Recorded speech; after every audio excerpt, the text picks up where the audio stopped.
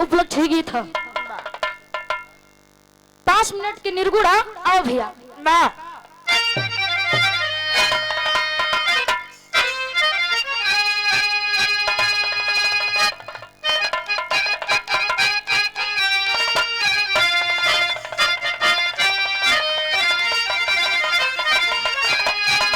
दोनों भौजाई अपने ननदिया से बड़ा बढ़िया बात कहे।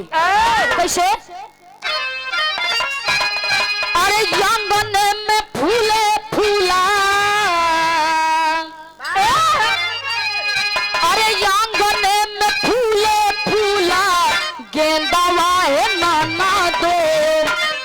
आंगन में फूले फूला गेंदावा है नाना देता बजला बधाइया दुआरा पे।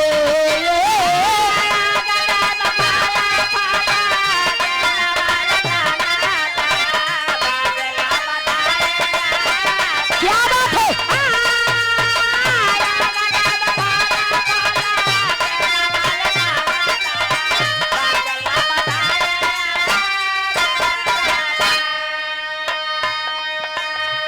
लेकिन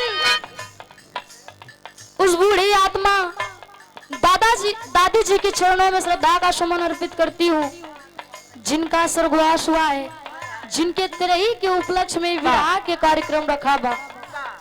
एक गावे वाला, एक गावे वाली, सुधीर लाल यादव, मुस्कान चंचल के विवाह के कार्यक्रम रखा गा। एक लेडा एक लेडी। लेडीज तो ठीक भाई, लेडा का है तू लोग सुधरबा ना, जब तक मार न खाबा। एक आध दिन ये करतलिया से मारब गटैया अलग हो जाए। यही के भाव में बताया गया, इस धरती पे जो आया है एक न एक दिन सबको जाना पड़ेगा। कहना वही के भाव में का, अरे ये कभी न जाना हुई है,